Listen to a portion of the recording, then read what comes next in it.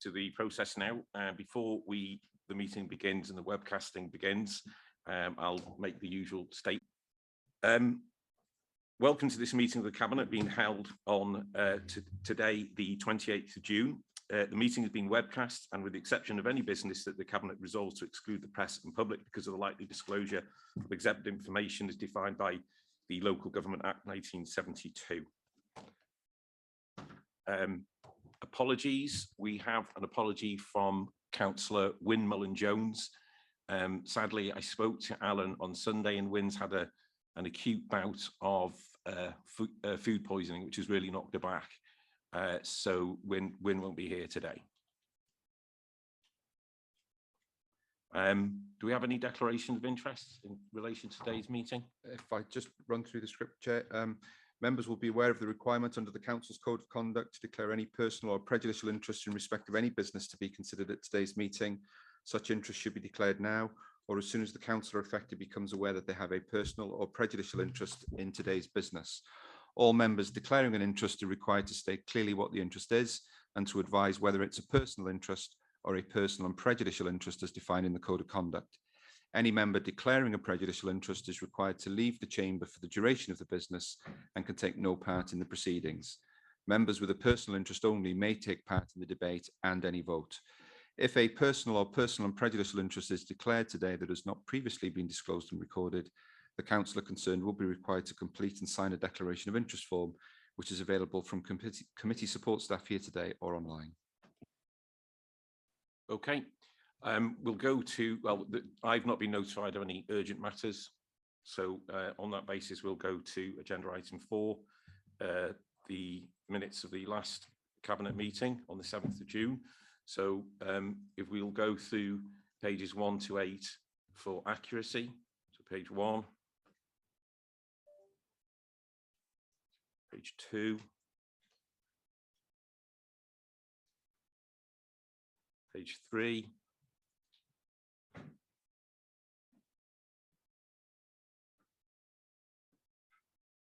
page 5, sorry, page 4, page 5,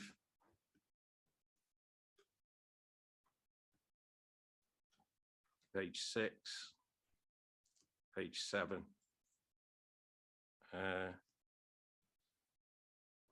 and any matters arising from the minutes of the last meeting. I've just got one, Chair, which is on the last page of the minutes. I was to ascertain when a report on the Welsh Government Sustainable Communities for Learning programme would be brought before Cabinet. That will be coming in July. It's not on the forward work programme that's in the pack, but it's an update to the forward work programme that I've been provided with. Excellent. Thanks, Gary. Thank you. Would members of the Cabinet, anyone of the Cabinet like to move there an accurate reflection of the meeting on the 7th of June? I'm happy to do that. Second. Okay, thank you. So we'll go on to the first agenda item, first substantial agenda item that is, and that's the Levelling Up Fund bid. Events have very much overtaken themselves in the last 24 hours. The background to this, of course, is that in November 21, Cabinet agreed for a joint bid with Conway County Council. A lot of work has been done, and the joint bid was going well. Members here know the CLWYD, what the CLWYD West offer was for the bid in Denbighshire, and Emlyn and his team have worked very hard on that. Merely a few weeks ago, we got notice that Conway County Council were thinking of pulling out of the joint bid. There's been a lot of meetings. It was the first urgent thing in my in-tray I had to deal with. And the upshot was that, that Conway County Council unilaterally pulled out of the joint bid, which put us in a difficult position. It's not what we wanted. And it also meant that the Member of Parliament, David Jones, had to approve one bid over the other, which I know he was unhappy about doing, and there was a risk that we wouldn't get the approval. I'm happy to say that yesterday he did. That doesn't change the recommendations from today, as far as I can see. We're still recommending that we go ahead with the projects and the bid, and we'll be doing it alone, but we'll be doing it with the Member of Parliament's approval. So that's the background. And if I can hand over to Emlyn, please, for some details on the report and a way forward. Diolch, Emlyn. Diolch fawr iawn. Yes, I think as has already been mentioned, the main recommendations here this morning are that Cabinet reiterates the support for the proposed projects that were previously supported by Cabinet and the broad indicative value of each of the projects. And then similar to the same as the previous reports, the Cabinet provides the delegated authority to the Chief Exec, myself as the Head of Service, in consultation with Section 151 Officer, Head of Legal, and the Leader to refine the projects and essentially give us delegated authorities to submit the bid by the 6th of July, which is the deadline for submission by UK government.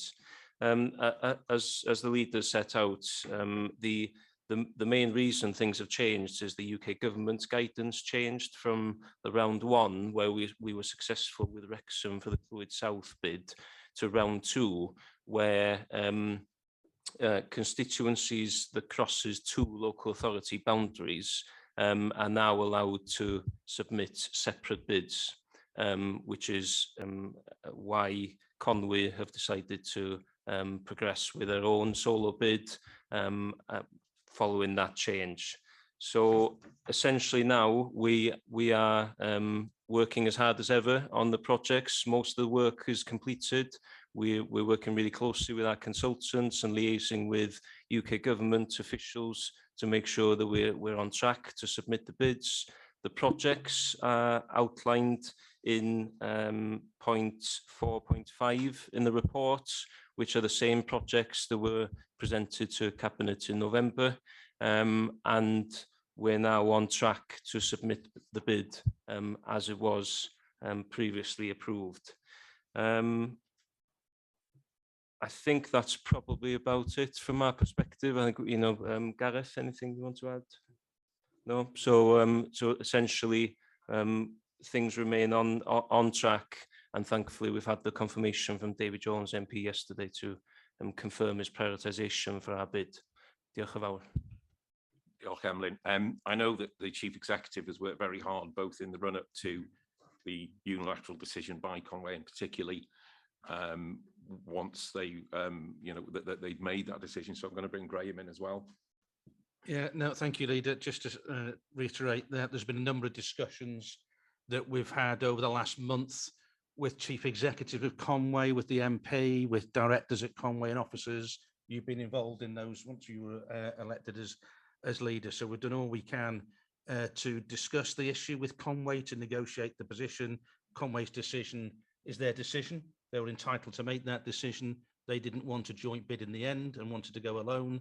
That then meant that we had no option but to submit our own bid, which is why it's in front of us today, because the previous Cabinet, of course, resolution was that it would be a joint bid. So nothing's changed apart from, in terms of the projects that we're submitting, apart from the fact it's no longer a joint bid, and that wasn't a decision of our making, it was one that Conwy had made. Yeah, I think there were, thanks, Graham, and I think there were some frustrations, and I think it's fair to say, to be blunt, there were some frustrations around Conwy's decision, but the decision itself was very last minute. The indications they were thinking of going alone had been rumbling on at very short notice, but I think it's only very recently the decision to pull out completely has been made. So there was still a lot of uncertainty for this council and for the Member of Parliament until very recently, really. But it was their risk, and as you say, David Jones has given his priority to our bid, so that's a bonus.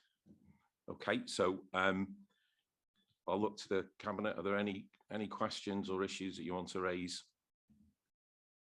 No. Okay, so looking to Chair, Cadeirydd, and the members present.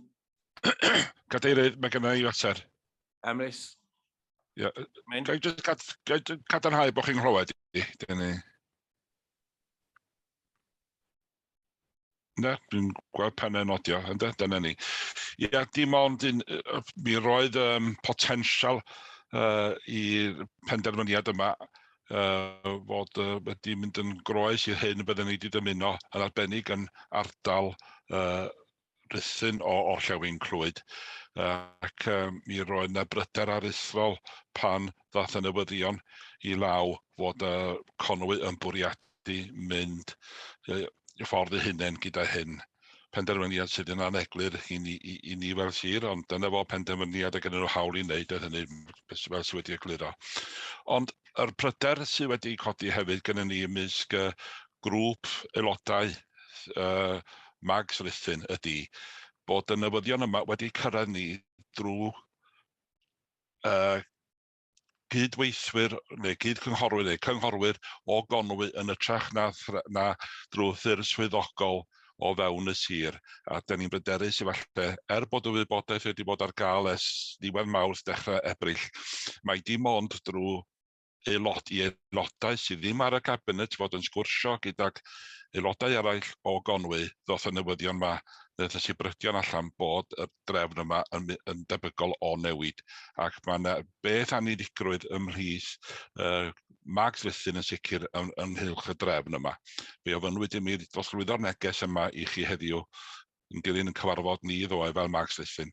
Ydyn, dyn ni'n croesawu penderfyniad, dyn ni'n falch rwan bod y bob beth yn ôl ar y trac fel tai, a bod yr aelod seneddol David Jones yn wedi mynegu i'w gefnogaeth arbennig I gynnig Sir Ddinbych. Diolch, Emrys. I mean, I will, I'll go to Emlyn and Graham as to the negotiations that happened before my election, but you've used the word rumours, and essentially, we didn't have a definitive answer from Conway until very, very recently. So there was a, will they stay in? Will they stay out? And the decision was made by them very much at the last minute. Emlyn, do you want to add to that? And yes, diolch fawr. Yn sicr oedd y trafodaethau mynd ymlaen am rhai wythnosa. Doedd na ddim penderfyniad tan yn ddiweddar iawn, felly oedden ni dal I drafod efo David Jones MP, efo amrywiaeth o wahanol swyddogion o Cyngor Conwy, felly doedd y penderfyniad ddim yn glir tan yn ddiweddar iawn, felly yn sicr y munud oedden ni'n gwybod bod y penderfyniad wedi wneud gan Conwy a bod na ddim troi nôl. Y peth cyntaf wnaethon ni oedd diweddaru cabinet, ond hefyd aelodau Mag Ruthun. Felly, dyna oedd y sefyllfa I ddweud. Diolch yn fawr. Yeah, thank you. Lee, just to reinforce that, it's difficult to act upon rumours. If members are hearing rumours from Conway members, then that's of interest. Come and talk to us and let us know if you're hearing those rumours, and we'll be able to respond to you from what we know. But if you don't let us know that you're hearing rumours from Conway rumours, there's not much we can do in terms of responding in that regard. What we did do, of course, was email Ruthun Mag on the 8th of June and the 16th of June. I emailed on the 8th of June and Emlyn Jones emailed Ruthun Mag on the 16th of June when the picture was clearer around the discussions that we'd had with both the local MP and with Conway Council. So if you do hear rumours and you're not hearing anything from officers, do contact officers, because officers will be able to tell you what the facts are as opposed to what the rumours might be. Thank you, Leader. Thank you, Graham. Yeah, and I think that's indicative, really, again, of perhaps Conway's handling of this. That they sat on the fence, and now we're hearing that there was some chatter, some static, and I'll just reiterate what Graham said. If that's the case, feedback. I would also want to add that let's not lose sight of the importance of the Member of Parliament backing Ddinbych's bid, because what that shows is it's a testament to the hard work Emlyn and his team and the officers have put into the work over a number of months. And I think Emlyn and his team deserve our thanks. So if there's no more questions from Cabinet members, I'll open up to those on the screen. I can't see anyone's hand up. And to those in the room, Councillor Feely.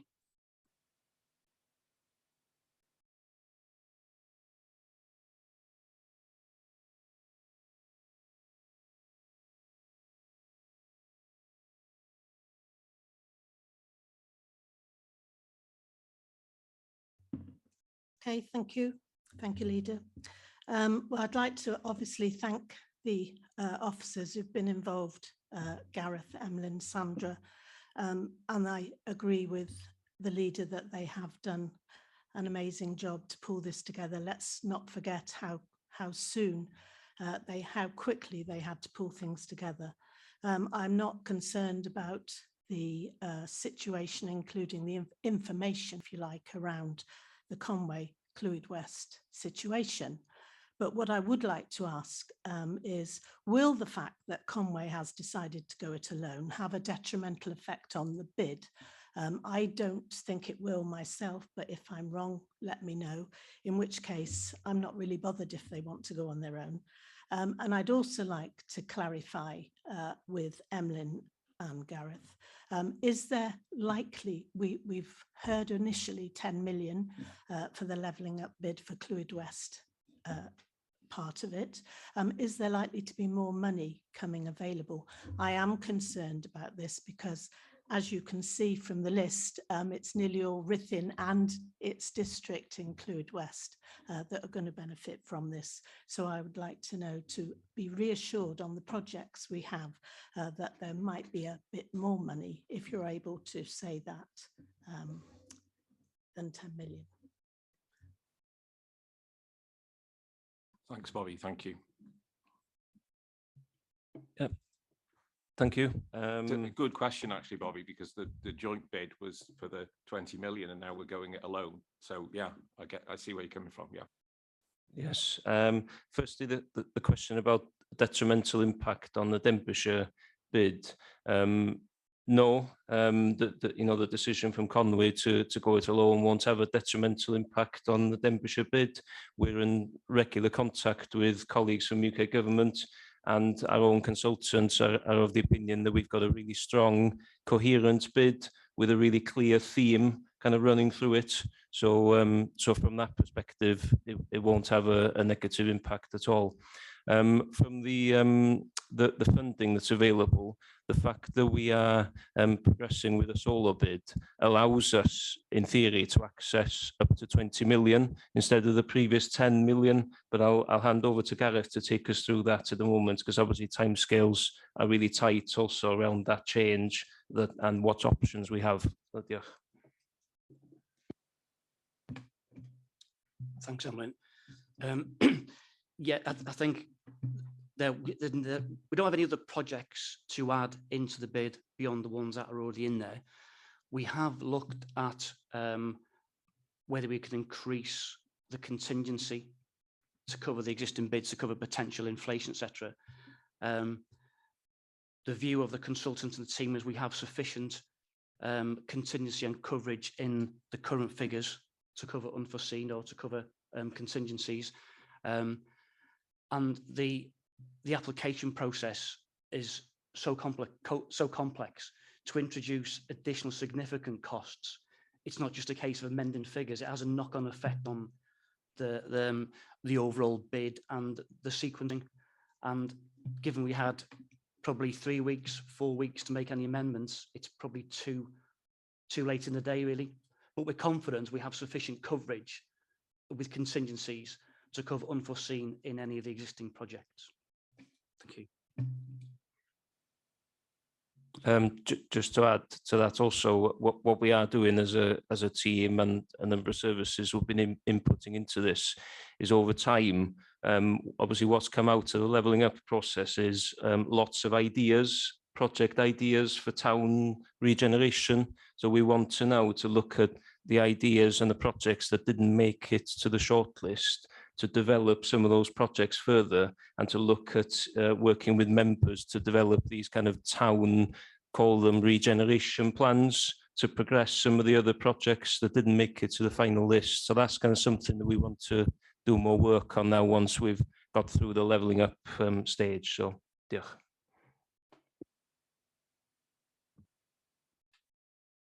Okay, if there's no further questions, then we'll go. Oh, sorry, Hugh.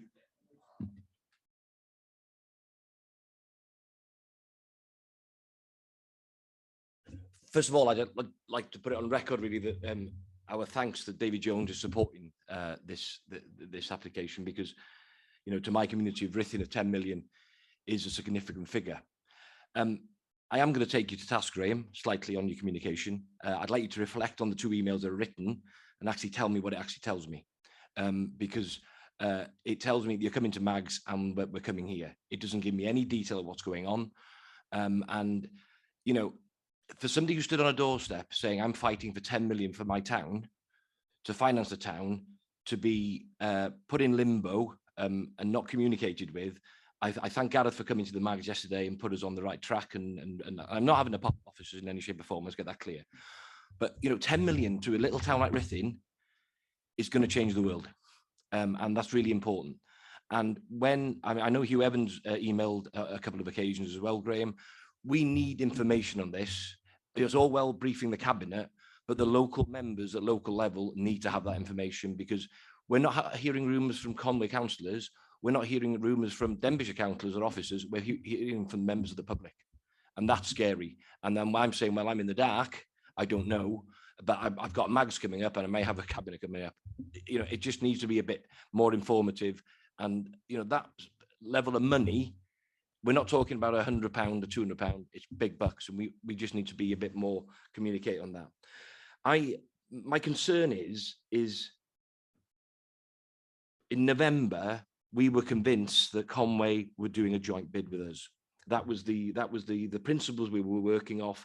That's how we were moving forward.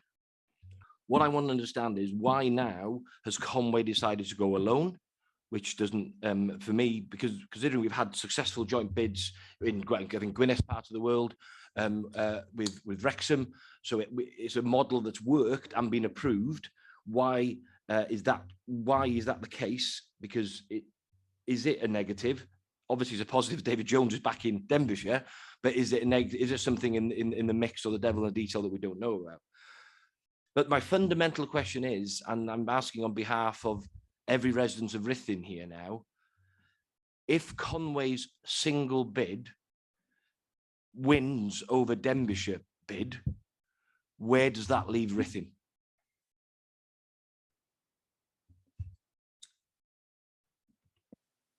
Can I just come in first? I mean, the fundamental issue, well, I'll leave with Emlyn. I mean, in fairness around, if members are hearing rumours from Conway councillors or from the public, in order for officers to address those rumours, it's appropriate for members to contact officers and then ask us the question.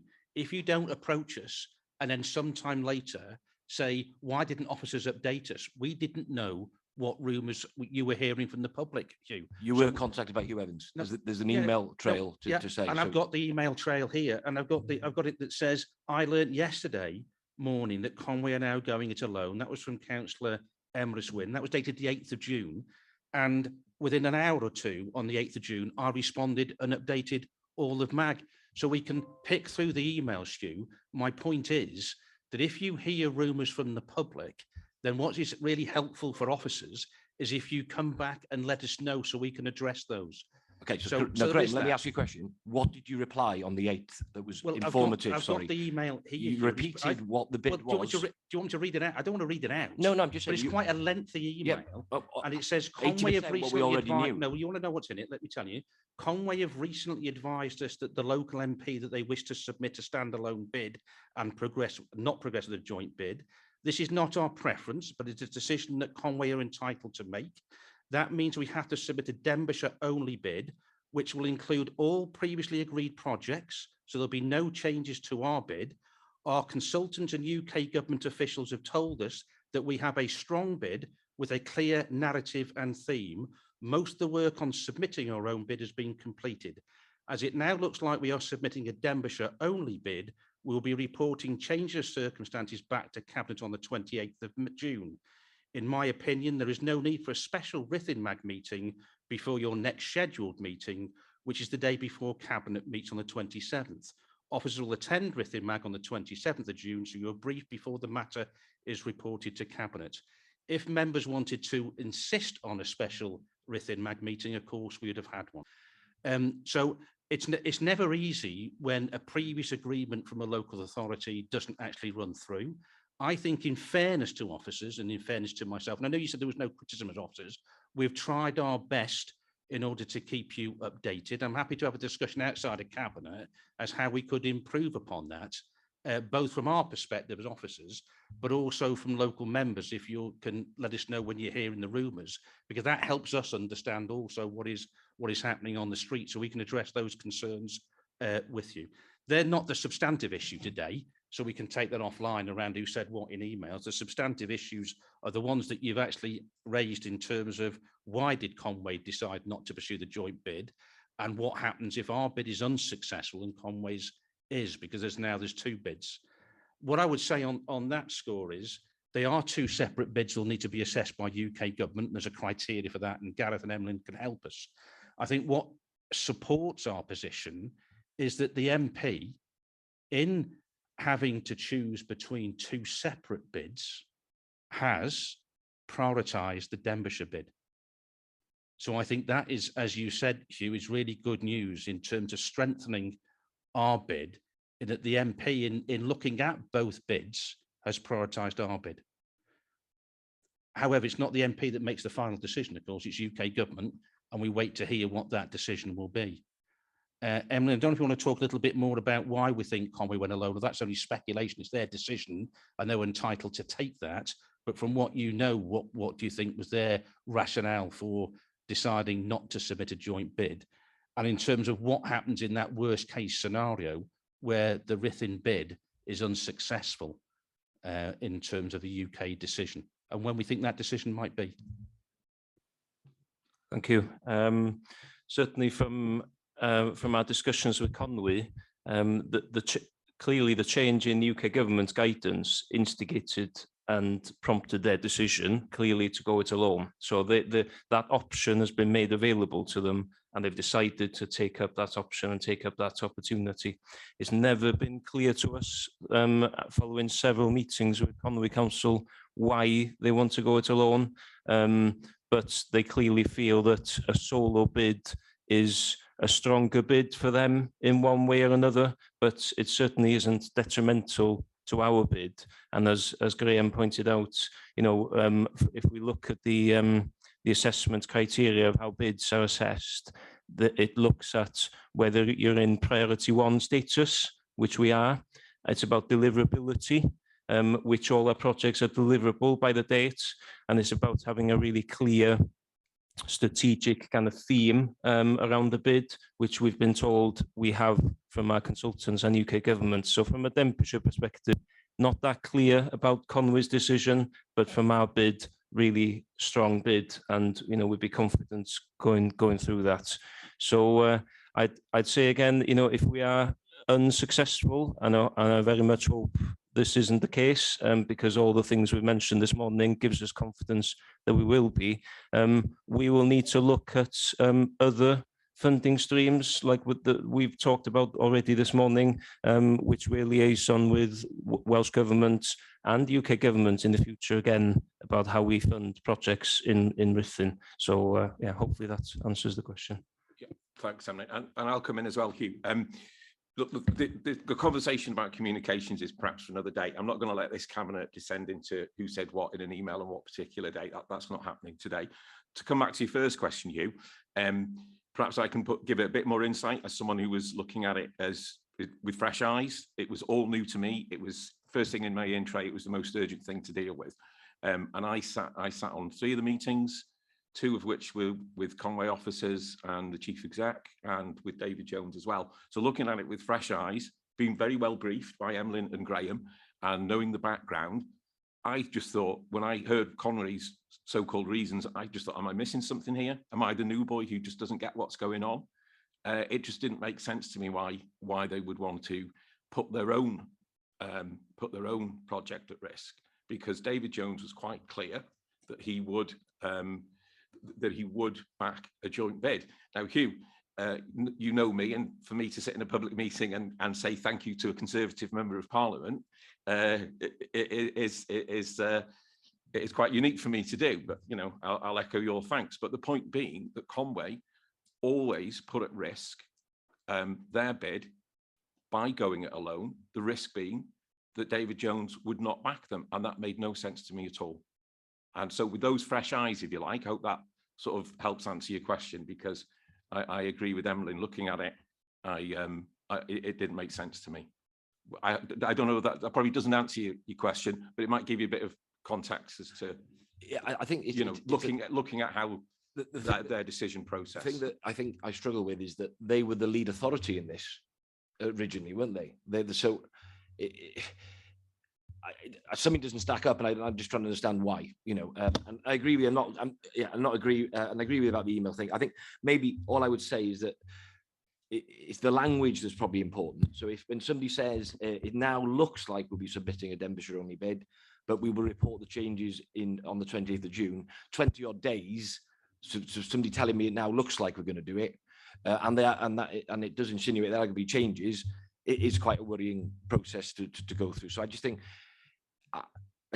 feel so passionately about that. This, for my town especially, it's going to make such a big difference, and that's why I do thank David Jones for supporting it, and I do thank the work the officers have put into it. But I'm just trying to get my head round the devil in the details from what's gone wrong with Conway, because, you know, we have a model, as I said, in Gwynedd area that has been approved and is winning. Do you get me? And so it just puzzles me. That's all. Yeah, and I'm now finding myself in a situation which is interesting, and I can look at the respective ways that the bids are being dealt with, because I'm covering 3 constituencies now. My own, the Vale of Clwyd. Obviously, we've had problems with Clwyd West. I think we've resolved them. We need a final decision from the UK. And then there's the Clwyd South bid. So, you know, at the end of this exercise, we can look back over the process. And if this is a way forward of how funding is going to be distributed, there's lessons to be learned from the whole process for Denbighshire across the whole of the three constituencies.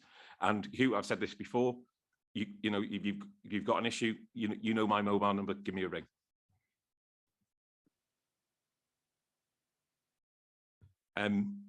Okay, if there's no further points or questions, we'll go to the recommendations. Gary. Thank you, Leader. Just to refer to paragraph 4.8, which talks about the 6th of July as being a closing date for applications. You just need to formally record that this decision needs to be implemented immediately, and that it wouldn't be possible for a call-in to delay the implementation of the decision, because we wouldn't be able to deal with the call-in before the 6th of July. We just need to formally record that. If Cabinet are happy to do that, then that means the decision can be implemented without having to wait for call-in. Yes, it would just be an additional recommendation that Cabinet confirms that this decision needs to be implemented immediately. Okay, so if I read the recommendations, you read the point on call-in, and then we'll put it to the vote on Cabinet. Okay, so the recommendations are at 3.1 that Cabinet reiterates its support for the proposed projects that were previously supported by Cabinet and the broad indicative value of each project, and that the Cabinet provides delegated authority to the Chief Executive Officer and Head of Planning, Public Protection and Countryside Services in consultation with the Section 151 Officer, Head of Legal, HR and Democratic Services, and the leader to refine the projects and project costs as required, and to agree for a standalone bid from Denbighshire County Council to be submitted for round 2 of the UK's Government Levelling Up Fund for the constituency of Clwyd West. And I would just add a 3.3, the Cabinet confirms that this decision is required to be implemented immediately without calling. So are all of Cabinet members in approval, backing the recommendation? Okay, thanks very much. Thank you. And thanks to the members from Ruthin for speaking today as well. Thank you.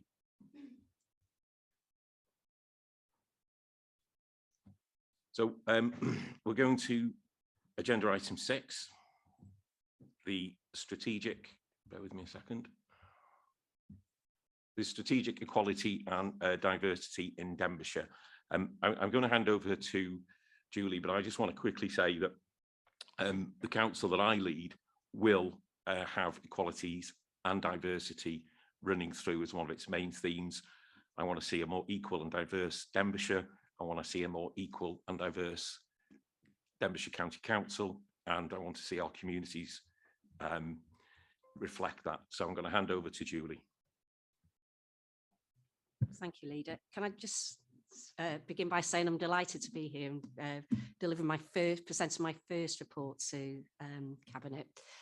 Obviously, you know, a little bit of background. I think we do realise that this was picked up in the previous Cabinet. There was a recommendation that we set up an equality and diversity group.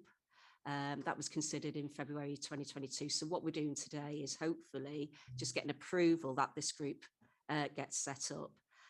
As Jason said, we do want to promote and embed inclusion to make for equal and more fairer Denbighshire. And that could be widening participation in our communities, in the political process or in local government. It could be ensuring we adhere to relevant legislation to meet our legal obligations, but as an employer, as well as a county council as well. If I just draw your attention to the broad remit of the group, we've got, I think that's pretty comprehensive in terms of what we will be doing and what we will be dealing with. And Appendix A is sets that out, the terms of reference sets that out further. And the main thing for me is that it is inclusive of all the council. We're welcoming representation from all the groups, not just Cabinet, so that we've got key people involved in. It's not a decision-making group, but we can make recommendations, which I hope will be adhered to. And obviously we will be reporting to scrutiny committees as well. Okay, I hand over to Nicola to perhaps. Thank you very much, Baradaw Pawb, and thank you for that introduction. Yes, just by way of context for Cabinet and other members that are present, some of the a catalyst really for behind this recommendation has been a step change that we've seen really from the Welsh Government over the past 12 to 18 months.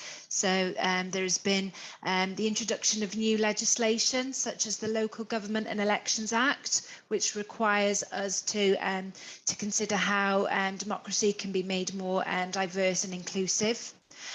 There's also been developments such as a race equality action plan at a national level, which will have repercussions for us at a council level as well. So one that has prompted us to consider establishment of this group so that we can respond comprehensively to that agenda. And also the impact of the pandemic has exacerbated, we think, some of the inequalities that might have existed previously. So that's just a little bit of context behind this recommendation that has come forward to this Cabinet from the previous Cabinet about establishing a member-led equality and diversity group. Councillor Matthews has already touched on some of the purposes and the remit of this group, which will include responding to consultations, some informal scrutiny with the ability to make some recommendations around particular issues, and also to look at the quality of key impact assessments in terms of equality, and that could be either retrospectively or this could be a group that could advise colleagues across the council as they develop impact assessments as well, so to enable informed decision making when proposals are taken to Cabinet or other forums. So I'll leave it there. I'm happy to take any questions. Thank you. Thanks, Nicola. Any questions or issues from our Cabinet members present or on the screen? Jill? Thanks, Nicola. My question might be to Gary, actually, that I wanted to pick up on paragraph 4.8. There's information there about how the leader of the previous administration met with the female councillors in November 2021, about their experiences and any barriers that they have faced being part of the council. So my question really is there a way of looking at what the findings were of that, and also has there been any sort of plans and action taken since then? Well, it was agreed that meeting would be very informal and we wouldn't, if you like, record it, have minutes. We wanted people to be able to speak freely. What we were keen to ask the councillors was the barriers that they'd experienced in terms of participation, not just in getting elected, but once elected. So there were a number of themes that arose out of there, which was the way in which they were treated, whether they were treated equally, whether issues in respect of conduct of other members or conduct of the public towards female councillors was different. There's been lots of work done by the WLGA in respect of the sometimes abusive nature of social media, and that women in politics regrettably seem to suffer more from that, or the abuse that's directed towards them is worse. So it was looking at what the council could do to try and improve the experience, if you like, of people, to make sure that it was a better environment. It's tied up with WLGA's work around diversity and democracy. The council signed up to the Diversity and Democracy Pledge, and the Democratic Services considered an action committee, rather, considered an action plan. And the focus of the WLGA work was around what the political parties could do, what their role would be in terms of encouraging people to stand and candidate selection, and then the role of the authorities to make sure that we had procedures in place that remove some of those barriers. So hybrid working for people with caring responsibilities or disabilities, making sure that we uphold a good standard of conduct and discourse within the council, and that we make it clear that we don't tolerate abuse, etc., directed at councillors on social media. So there's a lot of work still to do in respect to those things. And one of the important measures in the Local Government Election Wales Act is the new duty on political group leaders to be responsible for upholding and maintaining good standards of conduct within their groups. And clearly we'll be working with group leaders and the Standards Committee on how we do that. And we will have some proposals coming forward about how we deal with issues between members locally so that they get resolved more speedily. I hope that answers the question.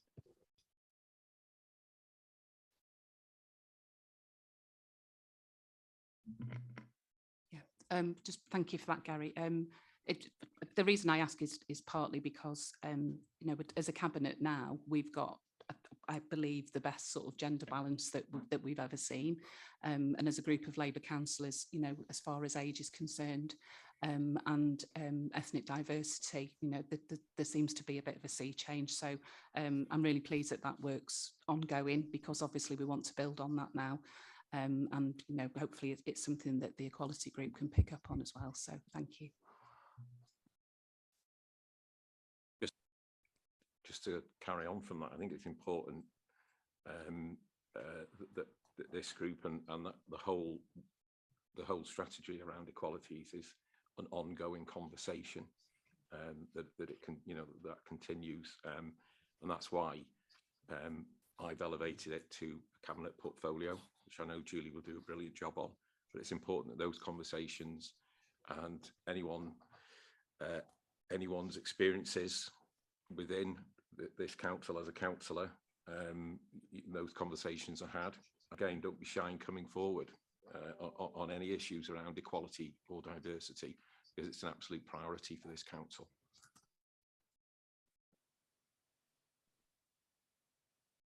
I'm looking at the screen, and Emrys, have you got your hand up? Diolch yn fawr. Ia, unwaith eto, mae'n strategaeth holl bwysig ar gyfer y cyngor yma, a rhai cydnabod gwaith cabinet blaenorol a'r cyngor blaenorol wedi bod yn paratoi ar gyfer cael yr strategaeth yma yn ei le. Dim ond un cwestiwn, sicrhau bod y ddogfen hon yn mynd i fod yn ddogfen fyw, ac fel mae pethau yn codi yn ystod y 5 mlynedd nesaf, y bydde modd os bydd rhaid addasu lle bo galw. Fi'n meddwl falle am wahanol anableddau falle sydd ddim yn amlwg i'r llygad neu i'r oni bai bod rhywun yn gwybod am broblemau mae rhai gweithwyr a chynghorwyr ac aelodau'r cyhoedd yn i'w wynebu. Diolch yn fawr.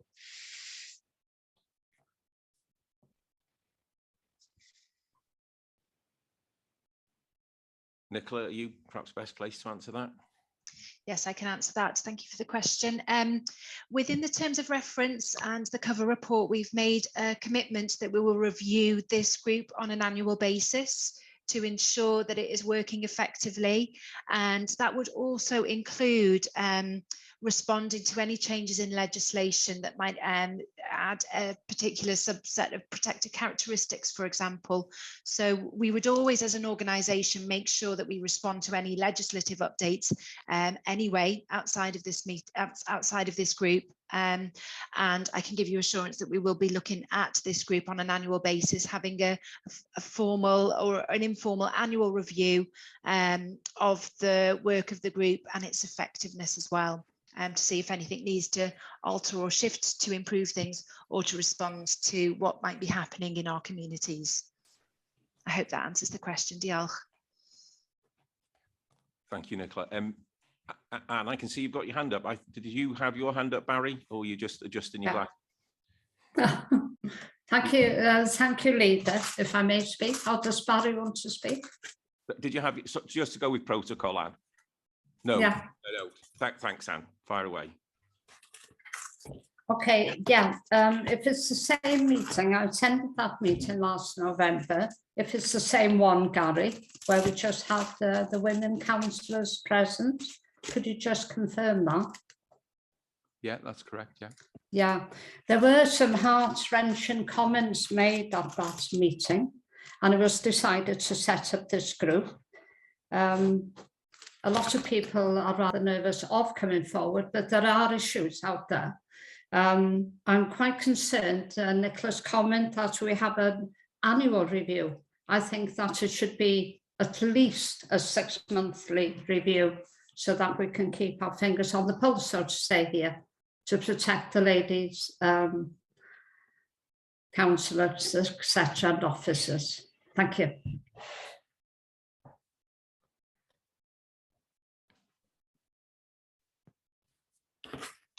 Would you like me to respond on that 6-monthly interval review?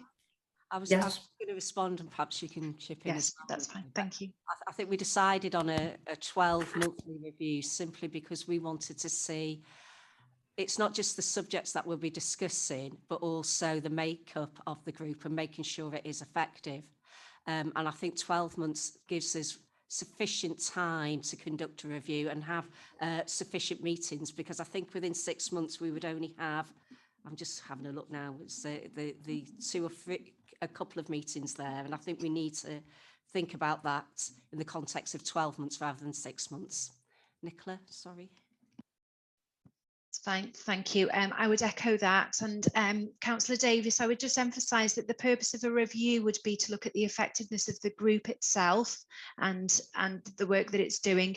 But if you're concerned about issues that might be coming to the fore, not being looked at or only being looked at on a 12-monthly basis, I don't think that will be the case. If issues come to the fore during those meetings, then there will be a way for this group to escalate them to the appropriate forum. Thank you.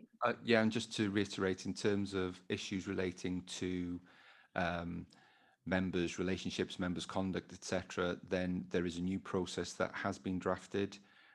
It will be going to group leaders for consultation. It will be going to the Standards Committee for consultation, and we will be consulting members more broadly in respect of that. But it's in a draft stage at the moment, and it will need to go through those processes, and that will be separate to this group. That's just looking at how group leaders manage the culture and conduct of members internally.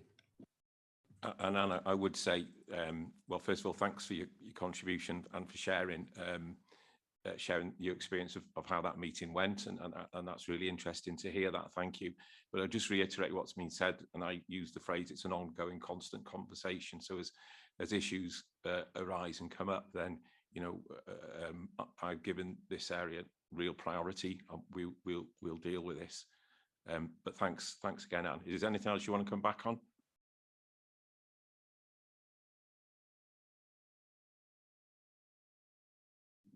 Are you on mute? Okay. Thank you, Leader, for allowing me to speak. No further comments. Thank you. Thanks, Anne. So if there's no further questions, we'll go to the record. There's another hand. Alan, I don't know if you were here earlier. I gave Wynn's apologies. So the first thing I'll ask is Wynn okay? How is she this morning? Yeah, thank you, Leader. Morning, Cabinet and fellow councillors. Yeah, she is improving slowly. She's waiting for telephone consultation with GP this morning to see how that progress is going. So thanks for the concern, and yeah, I'll keep you posted as and when. Just thank you. Just on this question of equality and so on. I presume that it won't just be related to female issues. It will be a general issue around treatment of staff, whatever their gender, whatever it is, and also councillors, because, you know, over the past few years, one or two of us have been subjected to, as males, to perhaps some unpleasant, threatening behaviours. Some people tell me that it should be that we need to toughen up and it's called politics. I can appreciate and respect that, but I think some of it goes over and above just that, if you like, the rough and tumble of politics. So I just wanted to clarify that, and I guess that I already have the answer in my head, but it would be nice just to hear that shared here. So thanks very much, Leader, for allowing me to speak. Thank you.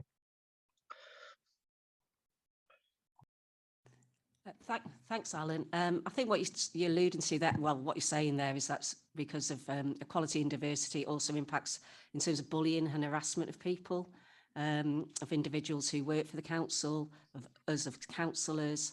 I think somebody mentioned already about the social media and how women are targeted more than men, but that's not to say that men aren't targeted and aren't affected by equality issues. So our remit it's all encompassing for all of that, because the aim is all about inclusion, and that's what equality and diversity is about, and it's including everybody and making it a council comfortable for everybody, a comfortable place to work, a comfortable experience, but also thinking about the residents of Denbighshire and making it fairer and more equal for them as well. Yeah. Hope that answers your question, Alan. Thank you. Yeah, thanks very much. Thanks for that.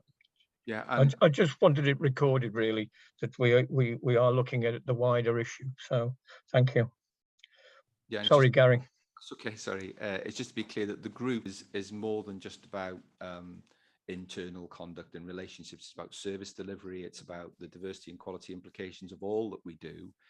The issues that we've alluded to have separate processes that will be able to deal with them, but clearly this group will want to keep an eye on the culture internally as well as the impact of service delivery, but it won't be the vehicle for dealing with issues between officers and members or members and members. There will be a separate process for that, which we're developing. We have one, but we're making it better. And that's the, if you like, the product of the work that was done with the Women in Politics group. This is a much broader group that will look at equality and diversity across the whole piece. Before we go to the recommendations, I just want to share a story I've been told very recently, that Airbus sent a delegation to a school, thankfully not in Wales, but a school in England, about their graduate programme. And they went to the school and it was only the lads, the boys, that turned up. And the head teacher was asked about this, and his response was, I didn't think the girls would be interested. And that's happened, you know, now in 2021. So anyone thinks, you know, this isn't a problem, it's not out there, it is. I mean, I think that really illustrates it. And I reiterate, and I'm happy that that wasn't a school in Wales, it was a school in England. Okay, so we are yeah. Oh, sorry, I wonder if I could, yeah, I'm sorry, could I come in briefly? Yes, I completely agree here. The men can suffer as well as women, but referring back, my comments were just for new cabinet members to understand, the meeting that was held in November was for women's experience in politics. Thanks. Yeah, thank you. Clarifying that. So the recommendation that the Cabinet notes recent developments and approves the formation of a member-led equality and diversity group to be reviewed after 12 months to consider whether the group needs to cease, alter and or celebrate achievements. So going to Cabinet, do we approve the recommendation? Yeah, approved and seconded. Approved by Rees, seconded by Gwyneth. Okay, thank you.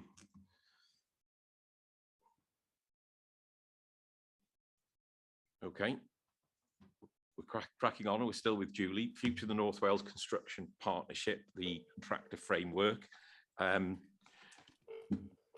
This is a regional consortium. It was due to conclude its work and due to not least COVID and other issues, we're looking at extending the work that this body does. I'll hand over to Julie. Thank you. Thank you, Leader. Yeah, it's just to approve extending this particular framework just for 1 year, just to provide some time for projects to continue and allow time for, there is expected new UK and Welsh Government procurement legislation coming forward. I think I had an email this morning. So we need to feedback on that, but also support the staff in looking forward and looking at how we embed this new framework as well. I think for me, procurement is a hugely important tool to support the local economy in Denbighshire, and giving opportunities for local businesses, even small, medium enterprises as well. And we really do need to get it right. So if we can just extend it just for 12 months, hopefully there'll be a better process in place, and that'll obviously come to Cabinet and it'll come here for us to discuss. So if we can just bear with us for that 12 months and give them that extension of breathing space that's needed. Thank you. Okay. Gary, do you want to come in? Thank you, Leader, and thank you, Julie. Yeah, the North Wales Construction Framework has been very successful. It's achieved a lot in terms of local supply chain and in terms of training opportunities for people. Tanya Silva, who's the framework manager, is available to be able to just give you a brief overview of the framework should you wish, and to answer any questions anybody may have about the information that's contained in the report. And you'll notice that in its Appendix 3, there's a number of, if you like, stats and outcomes about the things that have been achieved, but Tanya can give you a bit more information on that, Chair. Thank you, Tanya. Do you want to come in? Yes, thank you, Leader. I just wanted to talk about how the framework has been set up and what has achieved over the last few years. This is the second iteration of the North Wales that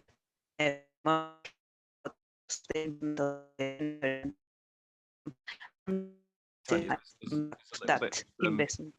There's a little bit of feedback and you're not coming clear. It often helps. Could you turn your camera off? That might help. Okay. Sorry about that. No worries. Oh gosh. Is that better? Hello? Yeah, that is better. Yeah. Okay, great. So I was just saying that this is the second iteration of the North Wales Construction Partnership Framework. The first time we decided to put a framework in place was because of the 21st Century Schools program investment, and we wanted to maximize the benefits and the impact of that large investment in the community. So the 6 authorities in North Wales, with Ddinbych as the lead, decided to set up a procurement vehicle where we were going to try and test different approaches to the usual form in which we procure large projects. The original framework was very, very successful, same as this one, and won a lot of awards for its approach, in particular in how the lotting strategy was thought, how the collaboration strategy was set up in place, the targets and priorities, the locality, the value for money, and how we will interact with the contractors appointed to the framework. So for this framework, we had a lotting strategy where the thoughts were about having the local contractors that can deliver projects in the lower value bands were appointed to those value bands, and the national contractors were to be appointed to the higher value bands. And we gave a lot of thought into this, and luckily, and it was not just by luck, because of the work that the 6 authorities and ourselves did on that, we had a framework that is set up in such a way that we have only local contractors delivering in the lower bands. This is from 1 million to up to £3 million, and £3 million and above, up to £10 million, we have a mix of local and nationals, and anything above £10 million, we have national contractors delivering, but with the commitment to use our local supply chains. We set up a collaborative approach where we sit around the table, we talk issues, and I always said that we have contracts in place, but the objective is to draft the contract, put it in a drawer, and never pull it out. We should be able to discuss these things and smooth any issues that arise without having to sort of hit each other with the contract, if you like. So also we have very clear priorities on community benefits, on KPIs, what it is that we want to achieve, spell it clearly and provide the support to the contractors and to the clients across North Wales as how these targets and priorities need to be achieved, make the connections, create different groups to develop our approach on these different priorities. It operates on a trust environment, on a collaborative environment, and it has come out with great numbers of outcomes in the first iteration, and in the current iteration, it also has really good outcomes. We have so far 96 projects in our pipeline with a value of £340 million. 150 million pounds have been out to tender or gone through the framework. We have completed around 34 projects so far. We are on the 3rd year of the life of the framework, on a framework of 4 years, and we have achieved a number of outcomes on work placements and education. We had touched 24 students. We had a number of work placements, not in education, with 5 students there, 41 new jobs created, 21 jobs created for young people. We have had at least 3 graduates in our different projects. We have achieved over 275 training weeks, at over 1,000 apprenticeship weeks. 104 trainees have gone through our projects across North Wales, and a whole host of individual qualifications achieved by the supply chain serving these projects. So over 300 courses have been achieved by individuals or organizations in our supply chain. So the reason why we're asking for this extension is obviously we had gone through a number of issues like COVID, the war in Ukraine, the Brexit. All of these things have had an impact in the market and how also the clients and ourselves as local authorities have been able to deliver our project. So the pipeline has moved slightly slower than we will expect it. At this point, we will have expected to have delivered 3/4 of our projects, and we have delivered 1/3 so far. We want to also be very aware of the state of the market at the minute. Is very volatile. Things are happening all the time. Prices are rising. There is no stability in the market, which doesn't give us a lot of confidence with our budgets. And we want for that to be a bit more stable when we think about procuring the new framework. We also want to be able to incorporate new policy and legislation in procurement, like Gary said, but also the new priorities that different councils are looking into incorporating into the way of work. So I think a year's time will give us the opportunity to continue to deliver our pipeline and also give us that breathing space to be able to set up a project and a program and a framework that is as successful as the two previous iterations. Are there any questions? I'm more than happy to, if you have any specific questions, I'm more than happy to answer those ones. Thank you, Tanya. Thanks. Really comprehensive report. Thank you. Are there any questions from the Cabinet? On the screen, Emrys, Barry. Emrys, come in. Diolch yn fawr o'r arweinydd. Croesawu'r adroddiad ac nodi'r argymhelliad y byddai'n gallu cefnogi hwnnw. Dim ond isio gobeithio byddai, diolch yn gwestiwn, mae o fwy o ddatganiad. Dwi'n gobeithio y bydd unrhyw newidiadau yn y gyfraith a ddaw i law ymhen diwedd yr estyniad yma yn caniatáu i ni wneud fel da ni'n wneud ar hyn o bryd yng Ngogledd Cymru yn achos hwn ac yn sicr o fewn sydd Ddinbych bod ni yn wneud bob ymdrech i sicrhau bod ni yn darparu swyddi a chyfleoedd i'n trigolion yn yr awdurdod lleol sydd Ddinbych yn achos yma, a hefyd yn bod ni hefyd yn sicrhau yn bod ni'n prynu os hyd y gallwn ni yn mor lleol a phosib. Ac hefyd mae'n record o'r darparu hyfforddiant yn ôl yr ystadegau sydd yn y adroddiad yma. Diolch yn fawr.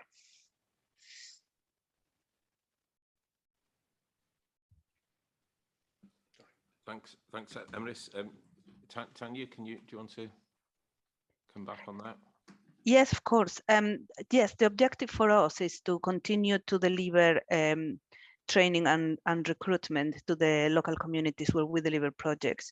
But not only that, but also do a bit more work on tackling issues with people that are further from the job market and target more equalities. We have done previously cohorts with women in construction, STEM subjects. We also go to primary school, secondary school to talk about the joining the construction industry and how it is an attractive industry to work, how it shouldn't be looked at as you know, the best and the highest pupils that we have need to come into the construction because there are jobs here that are highly skilled, that you need a lot of qualifications, that you need really intelligent, thorough people to be working on this. And when we, through our projects, request this to be delivered, we hopefully incentivize the young people in our region to join the construction industry and to join STEM subjects. And that's precisely what we want to continue to do at the next iteration of the framework. But not only that, we also pick up all the experience and the best practice that we develop through the framework and incorporate it into Ddinbych as an organization because we are the lead. One example of that is the Community Benefits Hub. We extensively did community benefits throughout the framework on the original iteration, and on the back of that, we managed to create a community benefits hub that now looks at having community benefits on every single project across the whole of the authority, not just for construction, because now we know what approach works. We tested it enough. We had these discussions and conversations, and we can be successful because we have evidence of how that happens and how we need to manage for it to be tailored adequately and have the correct impact in the region. Diolch yn fawr, Tanya. Diolch yn fawr. Diolch. Thank you, Tanya. Earlier. Yeah, thanks. Thank you, Leader, for allowing me to ask a question. Thanks, Tanya, for the report. Just a couple of questions, really, with the, just so I clarified. So anything under 3 million is procurement is local, 3 million to 10 is local and national, and 10 million and over is national. Correct me if I'm wrong on that one, Tanya. Yes, up to 5.5 million. We on lot 3, we have a mix of local and mainly local contractors, and then 5 million to 10 million we have more a few locals and more national contractors. And in lot 5, which is 10 million plus. Sorry, I'm just looking at the exact values now on my book. And from 10 million pounds, we have national contractors. However, these national contractors have commitments to use the local supply chain, and we audit them on that. So we, on a 3-monthly basis, we go through their offices or go through their books and say, you know, which local contractors you're using, what is the value of the package, etc. So they have very strong commitments on that. Okay, thank you for that. I'm just looking at when the figures were set for 10 million to 5 million, 10 million, 10 million plus, because with inflation, what's happened in construction, it's been a massive increase in construction costs.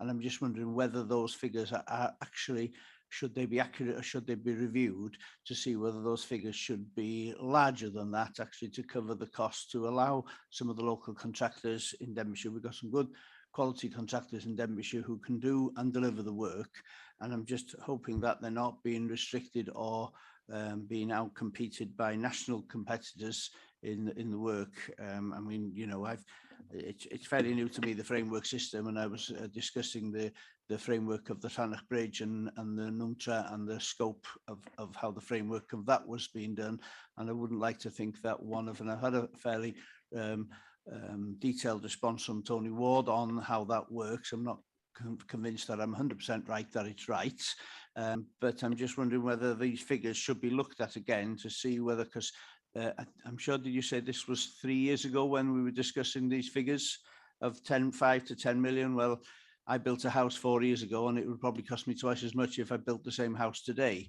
So if we were building Llanach Bridge 3 or 4 years ago, just as an example, I'm taking Llanach Bridge, don't quote me on that one, but it would be a lot dearer to make Llanach Bridge today than it would have been 3 years ago.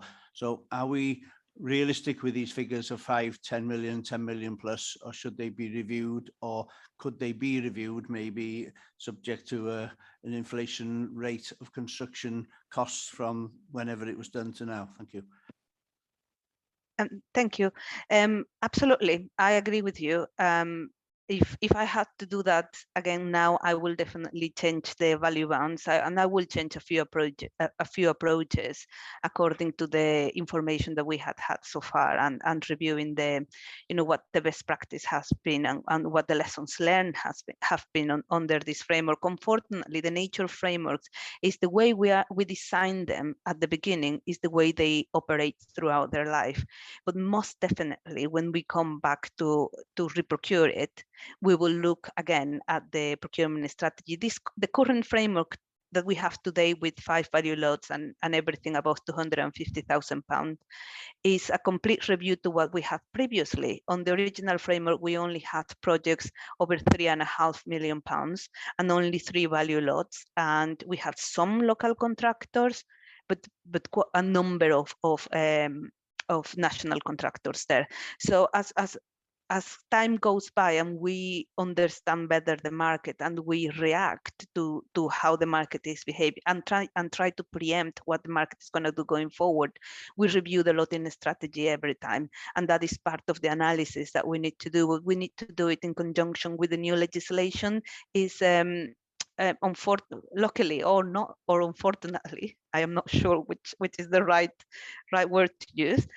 It's procurement is an area that like legal, we have to follow regulations and we have to follow processes. And we need to understand how those regulations work in order for us to create our strategy to deliver what we need to deliver. So we have to work around a constrained sets of policies that governs the way procurement works. And then design alongside that. So, for example, I am not sure what the procurement policies are going to do now, but in the past we couldn't talk about locality. So we needed to think about our procurement strategy in terms of how do we achieve locals in these areas where we know we have enough contractors to deliver projects successfully, and they are locals. So although we couldn't say local, we needed to design the lotting strategy to enable the locals to bid for those projects. Okay, could you just maybe clarify how long the project is? You said it's the life of the project, the likes of the framework. How long that is? Because that, you know, that's how long's a piece of string, really? Because I think that whatever, if that is the case, I think it needs looking at, because, you know, costs go up. As the leader just mentioned earlier, the costs go up, and we need to follow with index linked to whatever we're dealing with. Otherwise, we're putting some of the local businesses out on a limb a little bit. So if you could just explain that to me, please. Thank you. I think we are talking about two different things. The framework is the umbrella where the projects are delivered.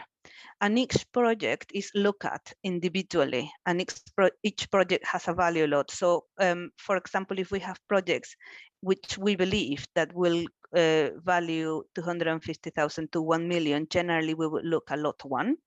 If we think that the project will go from 1 million to 2 millions, we put it in lot 2, and so on and so forth. So it's pretty much about how we evaluate the value of our projects, the value lot where they are going to be mini tenders. So we are not excluding anyone, and our local contractors that are appointed to the framework still have the opportunities to bid for those projects. It's more a matter of in which lot they will go rather than excluding. And we still have a year to go. Reprocuring a framework takes about a year. So if we would decide, for example, not to extend, at this precise moment, I will need to drop everything and start the process of reprocurement for us to be able to have another framework in place for next year. And so it will take, we will sort of divert resources from project delivery into delivering a framework. However, what we're asking is extend for a year, and it will give us more time for the legislation to come through to be able to set up a better lotting strategy, a better procurement strategy for the framework, and also to give us time to continue to concentrate on the individual projects. Okay. I don't know if that clarified your question. Can I just come in, please, Leader? It's my understanding that the new legislation that comes in will be based, it's not just procurement bill, it's around social partnership. And Ddinbych does at the minute, there is opportunities to split the procurement into smaller lots so that it gives more local businesses an opportunity to bid for particular parts of whatever the contract is.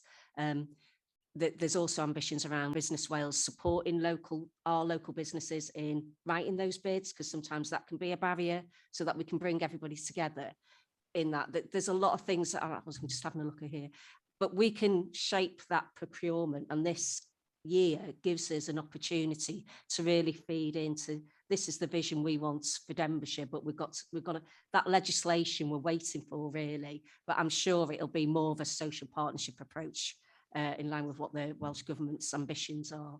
So, but at the minute, that's what they've got for the year, but we need to make sure we've got a new one in place. It feeds in what we want as a cabinet and as a council.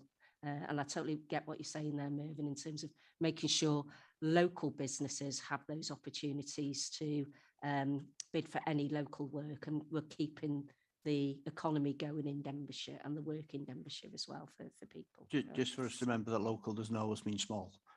Absolutely. Just local's not always small. There's plenty of big businesses in Ddinbych, so local's not always small. So we should just remember that, and we'll keep an eye on it. Okay, thank you. Yeah. Discussion. So if there's no further questions, if we'll go to the recommendations, I'm just jumping screen, so bear with me 1 second.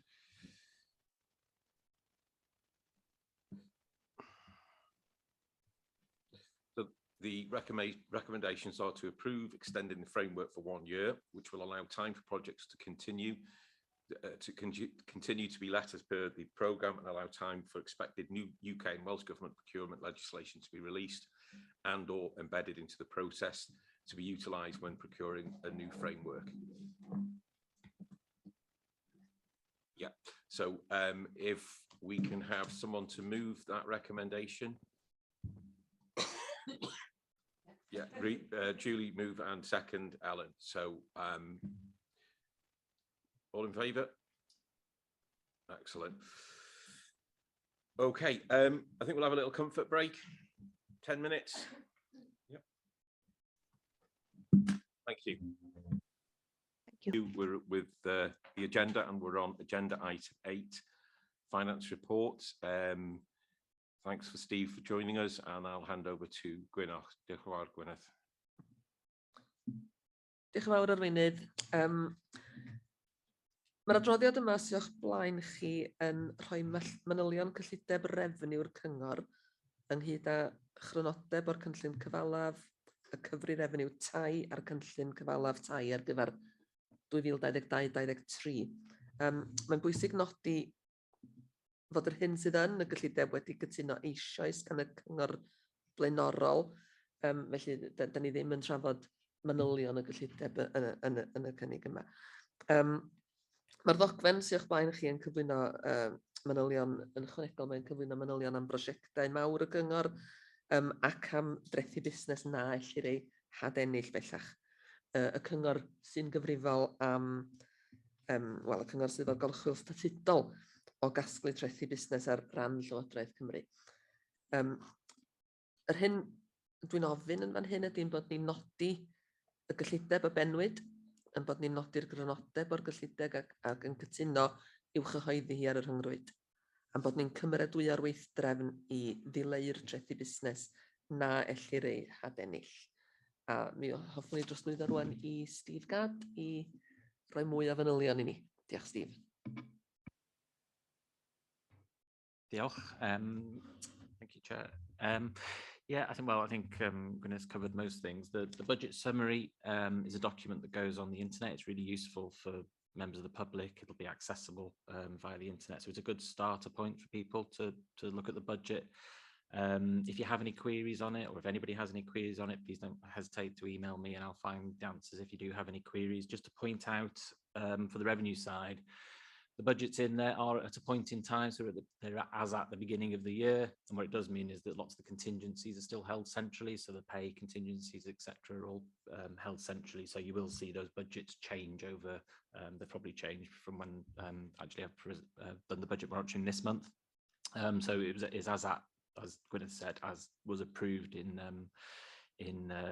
January and February when it went to Cabinet and Council. So that's the budget summary. As I say, I'm quite happy to take detailed queries via email on that. As far as the budget monitoring is concerned, I think the couple of points to highlight would be obviously the overspend in children's that we're identifying at the moment. It is a similar level to last year. And we will look at trying to make sure that our forecasting is better. It's children's services is a very difficult one to forecast because it is about numbers. So 10 new placements is hard to predict, and as you see from the report, there are 18 new placements since we set the budget. So that's the main area. There are pressures in social care, but we have, as you remember last month, there is a reserve now set up. And we think that it's probably manageable within those cash reserves that we've got this year for social care, but we are monitoring it carefully. I think I'm stating the obvious, really, the big risks to the budget are inflation, and in particular, as a council, it's pay inflation. So it's the pay agreements that are made in year. So we will need to keep on track on that and monitoring it. We do have contingency in there for the settlement, but we'll need to monitor that carefully as we go through the negotiations. Capital, the two big schemes that are ongoing at the moment, Queen's Buildings and Waste, we have actually already taken account of the increase in inflation for those two schemes, which is unfunded the increase. So that's good. We are also, for any new schemes that come along, obviously we will be viewing those business cases in light of the inflation, so hopefully we'll be able to factor that in as and when we approve any new schemes. So that's the position on capital. Schools, obviously a lot better position, as I reported last month in the final outturn report. We're going to meet with education colleagues and just go through to make sure we're supposed to have the meeting yesterday, but I think Garrett's actually got COVID, I think. So that meeting's been delayed by a week or so, but we will have that meeting and we'll go through schools' plans to make sure that they've got plans in place to spend that funding. And just finally, just on the NNDR, it's coming to Cabinet because if it's over 20,000, it has to come to Cabinet for anyone, not individual, but any one business. It has to come to Cabinet to write that off. It is a technical write-off because we have exhausted all means of being able to recover. So, you know, as Section 151, I'm fully happy that debt is written off. If it's not written off, it'll just stay on the books forever. So that's why it needs writing off, and it's right that it comes here to make that decision. And I think that's it. And I'll just take questions now. Thank you. If you have any. Thanks, Steve and Gwyneth. Are there any questions? Rhys?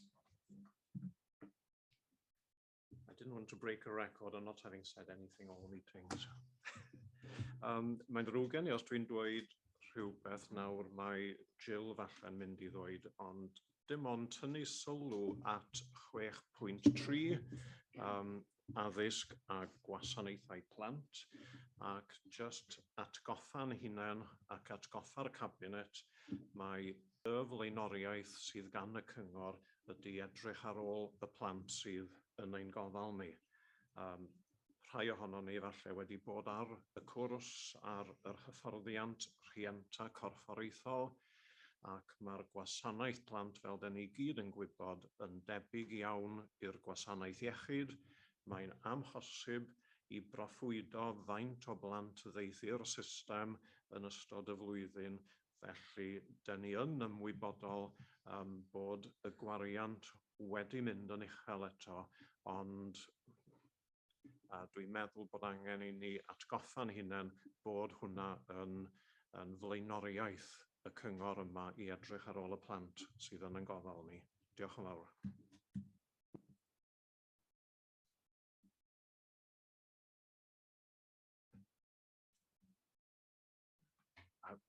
Yeah, I wouldn't disagree with that, Trace. And I think that the point with the budgets for children's services, we've gone through a long number of years explaining that, that the spend doesn't depend on how much budget is there.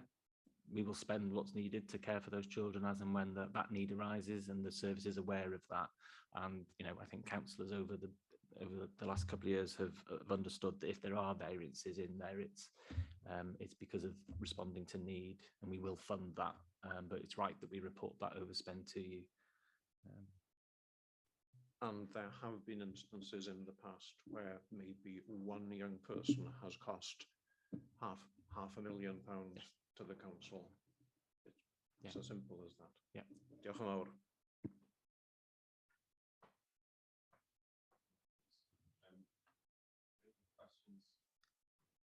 Well, okay, and any questions from those members who've joined us?